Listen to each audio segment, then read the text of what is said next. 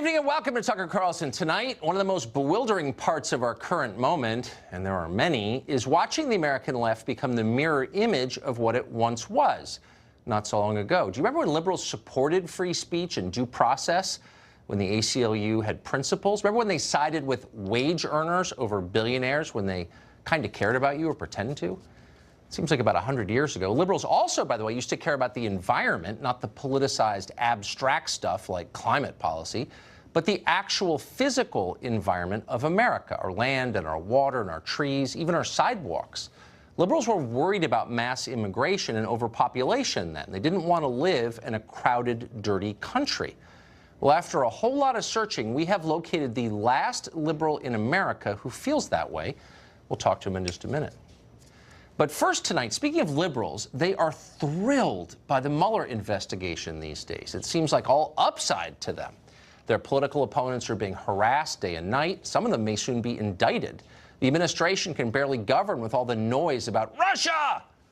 Now, Robert Mueller is said to be a Republican. They always tell us that. But in effect, Mueller is doing the heavy lifting of the Democratic Party. If you're a progressive who hates Donald Trump, this is like Christmas every single day. Or is it? Writer T.A. Frank has his doubts about that. Frank is no right-winger. He doesn't like Donald Trump, actually. But he's thought this through carefully. In an insightful piece for Vanity Fair, Frank wonders if liberals will look back on this moment and consider the Mueller investigation worth doing. In response to criticism from the left, for example, Frank notes, quote, Trump's White House has pursued what is arguably the harshest set of policies toward Russia since the fall of communism. That's hardly something to celebrate. Yet nearly all of the pressure from the center left, as much as from the right, is toward making it even tougher on Russia.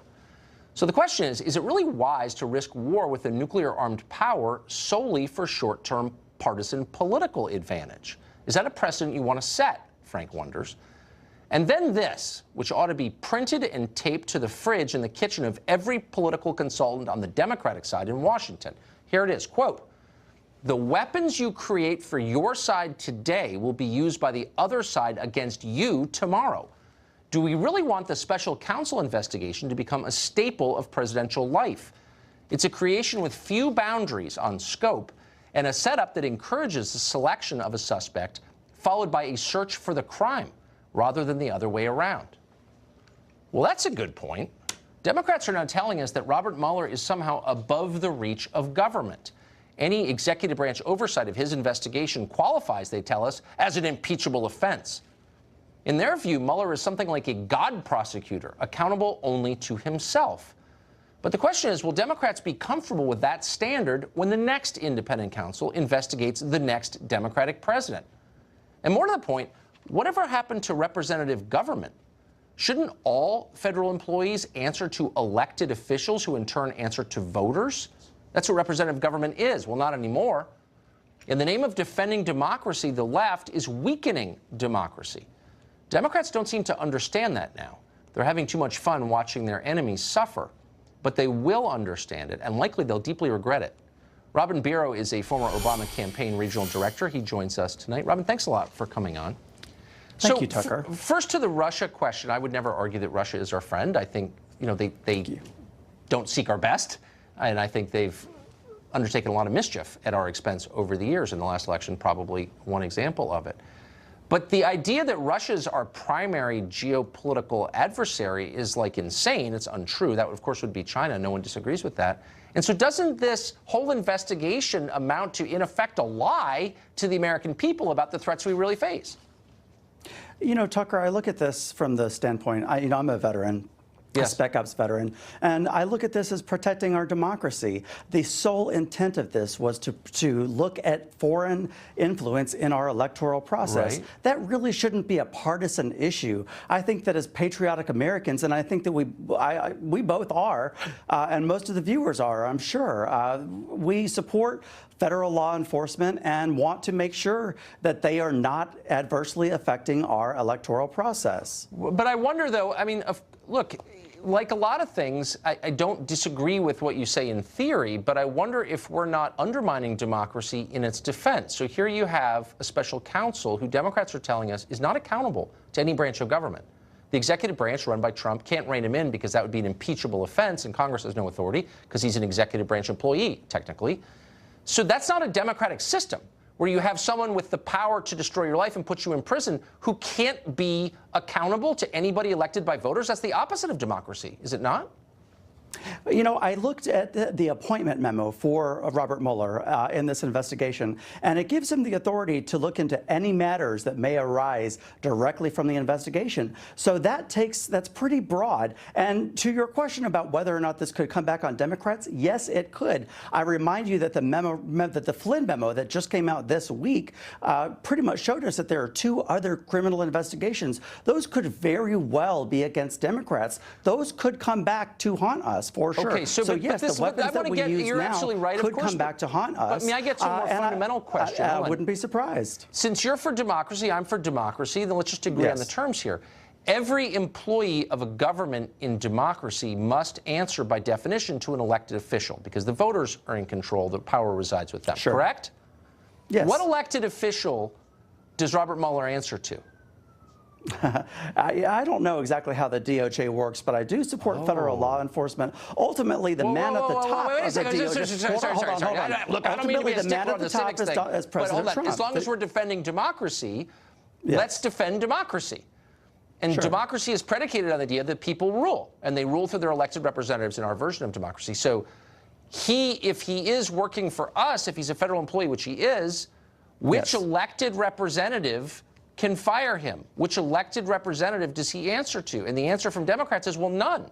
But that's not democracy, is it? No. That's something else. That's more like, I don't know, monarchy. Technically, well, if you want to get technical, he answers to President Donald Trump, who is, by technicality, he's head of all of law enforcement. He's our chief law enforcement officer. By technicality, so was he elected? Would he not then be voters, the ultimate person that he would answer to? Donald Trump himself has says that he's had the authority many times to fire him and chose not to for political reasons. I think that was a good move on his part. Yeah, but maybe it was politically or not. But Democrats are telling us, and I watch the dumb people on TV. It's on in my office all day long, and I do. I can't help it. And I hear them say again and again that Trump cannot fire or rein in a federal employee. He doesn't have the authority to do that. Now, that seems to me, that's a pretty clear argument against democracy. What you're saying is voters have no role in this. Their elected representatives are powerless. They have to sit back and let some guy elected by nobody do whatever he wants. Is that the democracy that we're defending now? No, and you're correct to point out the hypocrisy of the left, especially on some of the other networks. I watch those networks too. I get counterpoints. I watch conservative media. I watch the other mainstream networks, and they're not calling out things appropriately. You are correct that President Trump has been tougher on Russia than any other post-war president, or post-Cold War president. That is correct. I fact-checked that with NPR because that's a trusted source. But I don't see that coming. I don't see that. I don't see that coming from mainstream media, other mainstream media. Again, a 30,000-foot question here. So we've been tougher on Russia. We're also closer to war with Russia than we've been at any time, probably since the Cuban Missile Crisis. How are we safer for that? Does that make you feel safer? It doesn't make me feel safer. As far as protecting our democracy and protecting against cyber warfare, it's a real problem in this day and age. And we saw all of those intelligence agencies, the U.S. intelligence agencies, come out clearly and say that this was a problem. This actually did happen. President Trump has kind of been waffling on whether or not he believes U.S. intelligence, but you know, it's a problem, and we are better for looking into this because it protects our democracy, which again I say is a nonpartisan issue. Yeah, as Patriots, I feel it's been we should all want to protect our democracy. Robin, thank you very much. Thank you, Tucker. Elizabeth Price Foley is a professor at Florida International University College of Law. She thinks about these questions a lot, and she joins us tonight. Professor, thank you very much for coming on. So I don't think it's an arcane or irrelevant question. Who is Robert Mueller's boss? I keep hearing that Trump can't have anything to do with Robert Mueller, neither can DOJ. That doesn't sound democratic to me at all. Yeah, he's kind of a strange constitutional chimera, if you will. I don't know who his boss is. In theory, he's an employee or an officer, more specifically, within the Department of Justice, and he would be accountable to the Attorney General, who is in turn accountable to the President. However, what they've done is they've disabled that accountability by not only obtaining Jeff Sessions' recusal, But by now suggesting that the acting Attorney General, Mr. Whitaker, can't exercise supervision because if he does, it'll be shutting down a legitimate investigation and obstruction of justice. And if the AG can't fire Mueller, then presumably the president can't either without facing the same headwind of political criticism that might be fatal to his presidency. So they've managed somehow to completely disable one of the president's key constitutional powers, which is the power to fire his subordinates. So what you're telling me is a howling pack of cable news morons brayed until the administration got bullied into placing a guy who'd been elected by nobody into the position of ultimate power. He's not accountable to any elected official, and this is the democracy that we're supposed to be defending? Yeah, I mean, that's pretty much it in a nutshell. And they did it, and they did it on purpose. And I think one day they're going to come to regret it, because if you can do this to President Trump, you can do it to, frankly, any incoming future president. But there's nothing, I mean, I guess just to the point, I mean, leaving Trump or future presidents or any politician out of it, there's nothing that voters can do because they are wholly powerless over Robert Mueller. So isn't that like the opposite of the system that we're supposed to be living under? Yeah, I mean, you know, he's kind of a fourth branch of government unto himself because, you know, he has actual what's called entrenchment via regulation, which means he can't be fired except for quote unquote good cause. And so you'd have to lay the foundation to even try to begin to fire him, which is not easy to do. It's kind of the functional equivalent of having tenure as a professor. It's very difficult to get rid of him. And if you do dare to try to fire him, if Trump did it or if Whitaker or a future attorney general tried to do it, you could be sure that there would be investigation after investigation after investigation and cries of obstruction of justice. So there'd be a very high political price to pay. So he's just a heavily armed pope, and we just have to kind of look at it. Okay, even as we defend democracy. Professor, thank you for claiming, you know, I'm not a lawyer, so I just appreciated the clarity on that. Thank you. Sure. Well, the former FBI director, Jim Comey, is scheduled to testify tomorrow to the House Judiciary Committee. Why is he going there? What questions should House members ask him? It's easy to lose track of all these different threads. That's where we're grateful to have Terry Churchy with us. He's a former Deputy FBI Assistant Director of Counterterrorism, and he's with us right now. Mr. Churchy, thanks very much for coming on.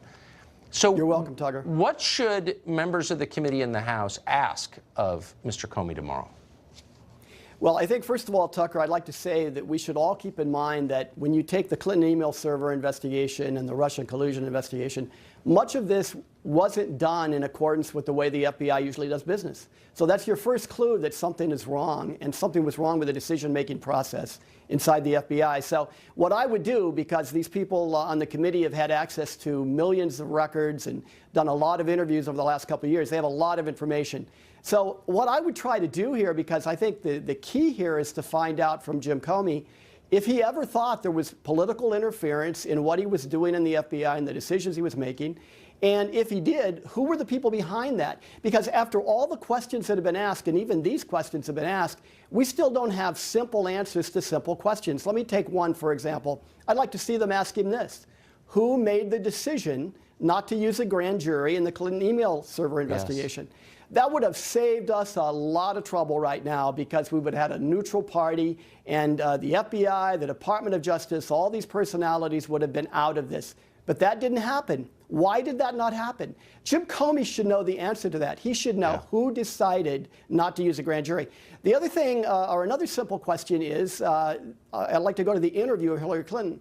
And then we know that he was already working on the memo to exonerate her even before she was interviewed. So I think they should really hone in on all of the questions related to the planning of that interview. And when we're FBI agents and we're trained to do interviews in our car, and I mean, when we get to the street, the normal FBI case, you know, you plan a lot of these interviews in the back of your car. You're talking to each other. You put somebody in the front seat. And you plan it, though. You know going into it what to expect, what you're going to try to get out of it, and kind of have an idea of what you're probably going to be told by the subject. But you are independently in control of all of that, the atmospherics, the atmosphere, everything. So in the Clinton case, that's not what happened. In the Clinton case, logistically, all kinds of people were involved in making decisions that made that interview just about useless. And so we need to know why was that and who was calling those shots and who in the DOJ was doing that. And I'll give you a real quick example.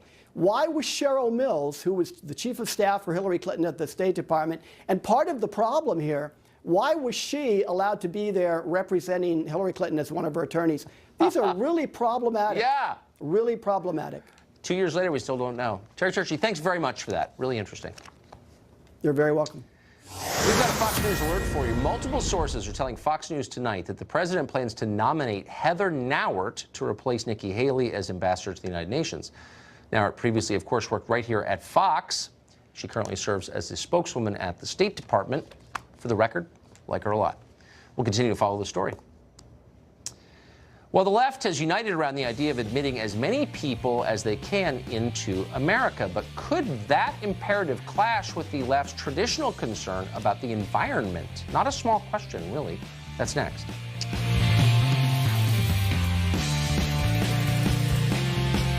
Imminent threat. The President of the United States has decided that a couple of thousand scared, sick, people fleeing violence are a bigger threat to the United States than ISIS. Guess what, Ben? It's in our laws that people are allowed to come to our borders and ask for asylum. So this is a new thing. It seems like they've always had this view, but no. Many in the left used to be skeptical of mass immigration, partly for economic reasons, because it undermined the wages of workers. But there were others, many others, who had environmental concerns, too, about letting a lot more people into the country.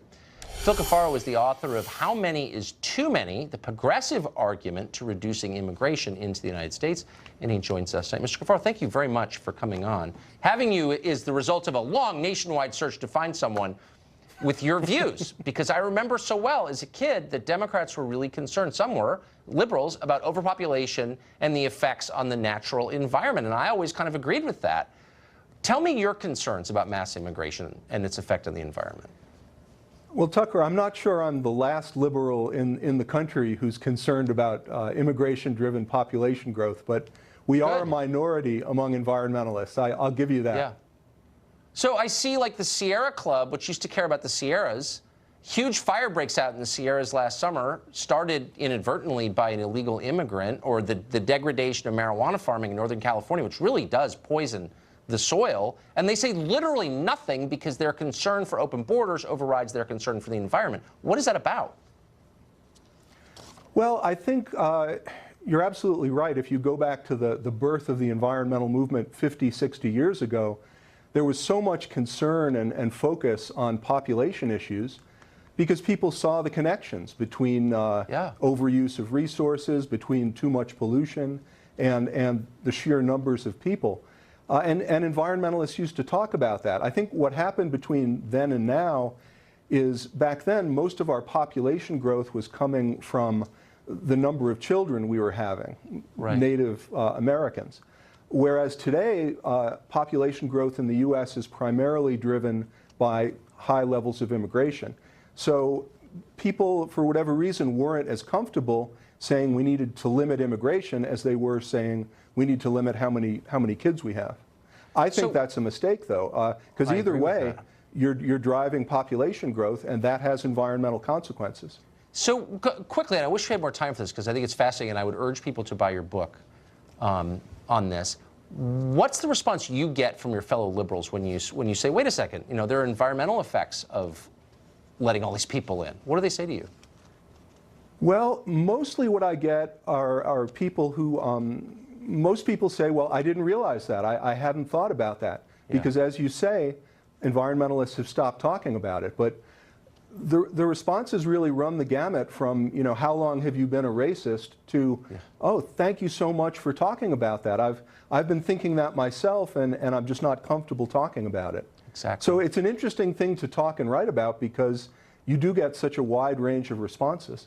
Yeah, I mean, spend a week in a crowded, dirty country, and you'll find out you don't want to live in a place like that, I think. Phil Cafaro, thank you very much for your positions and for explaining them to us. Thanks for having me, Tucker. I appreciate it. Thanks. Kirsten Gillibrand is an accidental senator. She was appointed by an unpopular New York governor to bolster his, it turned out, doomed re-election hopes. At first, she seemed pretty moderate. She opposed amnesty for illegal immigrants. She had a decent NRA rating. But her ambitions have grown. Being senator, a bad senator, is not enough. So now she has moved full woke. She now sounds like a sociology professor from SUNY Oswego. Half her constituents are men, for example, and she recently posted a message just for them. "There's no future for you," she said. On Twitter this week, Gillibrand wrote this, quote, "Our future is female, intersectional, empowered by our belief in one another, and we're just getting started," unquote. What the hell does that mean? Manhattan Institute fellow Heather McDonald might know the answer to that, so we've asked her to come on tonight to explain. Heather, thanks a lot for coming on. What does that mean? Well, it means that academia is taking over more and more of the real world. I wish this was something that was just confined to Gillibrand, but it's not. Yeah. It means that feminism has ambitions to take over civilization, and when that happens, you can say goodbye to civilization. They're trying to disappear males. They're committed to a narrative that America is a rape culture, is oppressive, is sexist, is racist. That's the whole concept of intersectionality, which is a way of describing the growing number of victims and their complicated ways of being oppressed by white heterosexual males. Unfortunately, again, Gillibrand is not some outlier. You have Trump's own administration bragging about the fact that he's spending billions of taxpayer dollars to encourage more females to go into STEM, which means discouraging males. And if you look no further than the opposition to the very appropriate rewrite of the campus rape rules by Education Secretary Betsy DeVos that are merely trying to restore our concept of due process and fairness to these very absurd kangaroo court tribunals, the feminists are having nothing of it. So feminism is really at odds with the civilizational legacy that we have inherited that we have to preserve at all costs. Can I ask you a really simple, quick question? Why would a group, any group, want to poison the relationship between men and women, which is the building block of everything that's good in the world?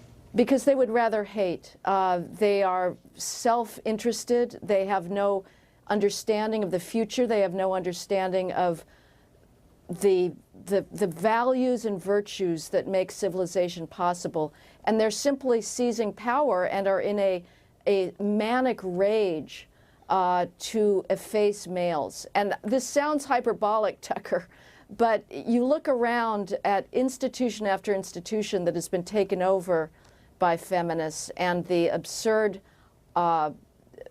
diatribes that are launched against males, and that's the only conclusion you can reach. Well, you know, maybe 5 years ago I was thought, you know, that Heather McDonald, nice, kind of a hothead. Now I think you're absolutely right, and I think you're really brave for saying it as clearly as you do, and I'm grateful that you did tonight. Thank you. Thank you, Tucker. Well, the war on Christmas isn't real, but it's also expanding faster than American commitments to the Middle East. The latest victim, candy canes. That's next.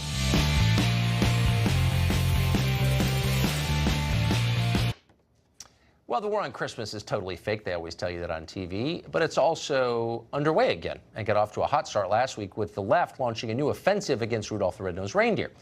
Now the war machine is opening up new fronts faster than we can keep up, but we're trying. An elementary school principal in Nebraska has banned a whole swath of Christmas-related items from his school. That would include Christmas trees, elves, Santa, and red-green color combinations. How about candy canes? Are they allowed? No. They're banned too. Why? Because they're in the shape of a J, which represents Jesus. Mark Stein is an author and columnist. He joins us tonight. You know, I just want to say again, the war on Christmas is not real, Mark, so stop talking about it, you right-wing Fox guy. Yeah, entirely fictitious. Yeah. Okay, I'll bite on that and go back a couple of centuries, Tucker.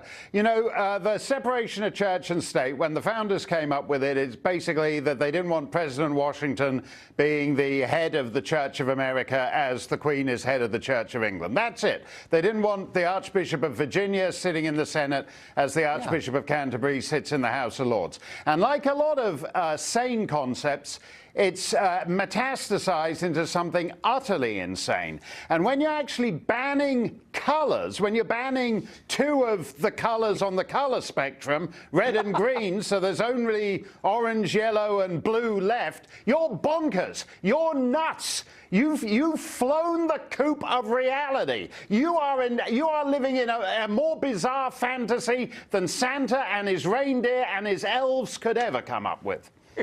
You just banned starboard and port. How dare you? Okay, another thing. A Minnesota State University professor tweeted this week that Mary the Virgin could not have consented to the conception of Christ and that God was behaving, therefore, in a, quote, predatory manner.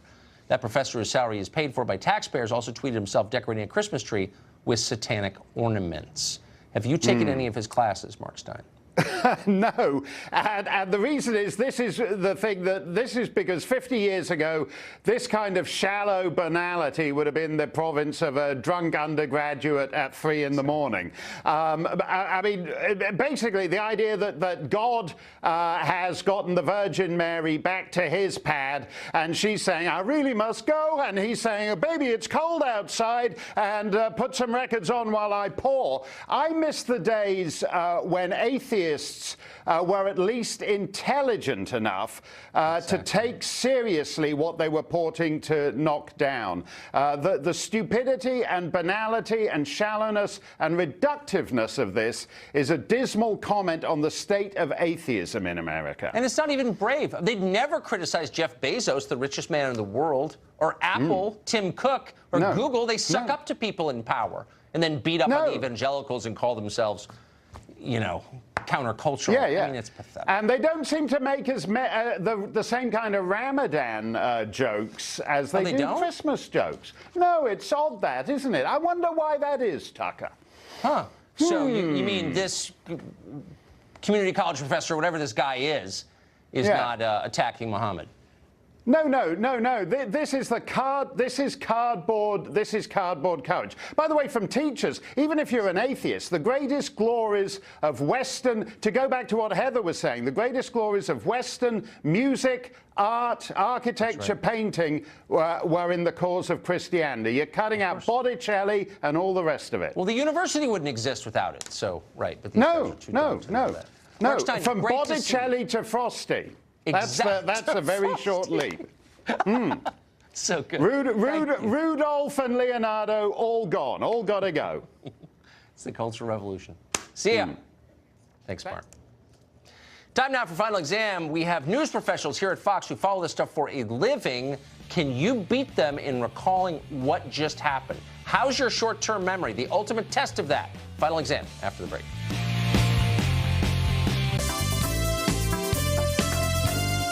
The best segment of the week, the respite from the real news. Time now for Final Exam. We pit the experts against one another to see who's been paying the closest attention to what's happened in the last week. Joining us tonight, frequent Fox News contributor Morgan Ortagus and correspondent Peter Doocy. Really two of the best. Definitely. Are you ready? I'm nervous. I'm nervous too. I don't even know what the questions are. Here are the rules. Doubtless you know them, but for viewers who don't. Hands on buzzers. I ask the questions. The first one of you to buzz in gets to answer the question. You must wait until I finish asking it before answering it. You can answer once I acknowledge you by saying your name. Each correct answer is worth a point. If you get it wrong, we detract a point out of cruelty. Best of 5 wins. Are you ready? Yes. I'm ready. Okay. Question 1. Which Caucasian 76-year-old cisgender male has just announced to the world that he, and he alone, is the most qualified person in America to be president? I don't know about the first part of that. Look, I just read the scripts here. It's Joe Biden. You think it's Joe Biden? I know it's Joe Biden. You know it's Is Joe that worth 2 points? We'll find out. Is it Joe Biden? Old Joe Biden is reemerging to say that, hey, wait a minute, Amtrak minute here, okay? I think I'm the most qualified person in the country to be president, he said. I knew this. I could have been. For the record, I don't know what cisgender means, and that's the first and last time I'm ever going to use the term. Okay, we'll see. But you're right, it was Joe Biden. Okay, question 2. Okay. Politicians come up with all kinds of excuses for their shortcomings, but this week, possibly the best on record. Which not-so-bright Democratic senator said that her party has problems relating to Americans because they're just too smart. Oh. The Democratic Party is just too smart, says this famously unsmart senator. Oh, I know who it is. From a state that was added in 1959. Is that true? Yes, the 59 part? Who is it? Mazie Hirono. Mazie I couldn't think of Hirono, her you name. say. Is it Mazie Hirono who's just too smart? At a symposium, Democratic Senator Hirono was asked what Democrats must do. You risked it? To Oh, connect that's with right. I mean, voters. I would have been back down to zero. Fortune favors one of the the bold, reasons Mr. that, Ducey, as you that know. was I told knew to it me was at one of Hawaii. our I just couldn't retreats think of was her that we Democrats know so much. That is true. And we have to kind of tell everybody how smart we are. Right. Yeah, just, you know, when you know too Me much. too. It's I really- also have to tell everyone how smart. Hashtag me too. It's tough. I just know too much. That's my problem. Yeah. All right. Now, the National Game Show Commission has required that the remaining 3 questions be food-related in honor of the holiday season. Oh, okay, good. Question 3 in reverse order. Millennials are being blamed for killing off which canned food product because they don't like using can openers? Do we get multiple choice? No, Peter is killing me. My guess, this is just a guess, is tuna. Ah. Tuna? Although That's kind of an out there guess. Could it be canned tuna? 42%. That's how much tuna and canned fish sales have dropped since the 1980s. The Wall Now, Street this is Journal live, says young so you consumers gotta tell the don't truth, find okay? it You can hook to a convenient since it polygraph. requires Yes. opening Did you and see the questions in draining. advance, or How are you the greatest lazy is this guesser in the industry? generation? I would go with We don't want to greatest drain guesser. tuna. And Starkist CEO claims generation, many in your millennials don't even generation. own can What else would openers. it be? What other canned food are millennials eating or not eating? I know, Out of a but they can. can't. Soup? Soup? You eat I feel soup out of a like can? soup, still big. Yeah, Yeah, soup's but still big. twist it. You legalize Refried beans. marijuana, and the can opener becomes too much. Okay, so Refried beans. I'm getting a new direction from our producers in New York in my earpiece saying the following 2 questions are now worth 2 points apiece. Oh, good, I have a That's very- chance. I don't understand their reasoning, but that's what they're telling Peter's me. killing me. Question 4. This is multiple choice to answer your question. Okay, good. Animal rights activists are asking the rest of us to stop using the phrase bring home the bacon, but they have a replacement phrase for us to use. Is it A, bring home the tofu, B, bring home the bagels, C, bring home the, wait till I did finish, too early. pudding? Can I hit it now? Our producers who clearly are on your side are saying they're letting you answer it anyway. Thank you. It's B, the bagels. Is it B, bring home the I hope. bagels? Bring home the bagels. And as a New Yorker, I like that. The pork industry is Right. pretty ugly, so absolutely. Which bring I home the don't bagels. ever think about. I didn't think about it this morning when I ate it. Are you telling us that you didn't know the answer to that, even though that was you? Look, it's, you know, the show's over and it's over. I'm on to the next one. I did actually know the answer. Okay, final question. So wait, so I got 2 points. Yeah, All right. Peter Ducey in the lead, 3-2. All right. This is another multiple choice, so listen carefully and wait until all options have been presented before buzzing in. Scientists have now discovered the perfect portion size for French fries. In order to live a happy, healthy life, how many French fries should you eat per serving? Is it A, 20 French fries, B, 6 French fries, C, 13 and a half French fries, or I'm adding this myself, D, no French fries at all? It is B, 6. 6? Final answer, Reach. You don't think it's 20? No, 6? because that's like a normal serving of French fries. Not for me. I'm a 40 man. But okay, is it 6 French fries? Only 6 fries. I'd rather have no fries than 6 fries. 6 French fries is an insult to fries. And to America, and to France, for that matter. In the study, the professor refers to fries as, quote, starch bombs. You know, I don't know who that foreigner is, but I totally agree with him 100%. I do like too. That, man. The guy who sings in the car. Oh, well, he's The very best- good. He's very true about French fries. The best French fries are at the Eagles game, Chickies and Pete's, and you dip them in the cheese sauce. I agree. Amazing. Fly birds fly. It reduces the pain from being beaten up, which everyone who goes to Eagles games is. Thank you both very much. Peter Ducey, you are the winner, and you win the commemorative Eric Wempel mug. Do I really get to keep worked that? for Jeff Bezos' website. He came on the show. Can we get a tight shot of this? And this was his reaction to being on our program. We're honored to have him and honored to give this to you. I think this is what I looked like when I won the quiz. I think it is. Thank you both very much. Thanks, Morgan, Tucker. Peter, thank you. That's it for this week's Final Exam. Pay close attention to the news, especially the weird news, all week. Next Thursday, see if you can beat the news professionals. We'll be right back.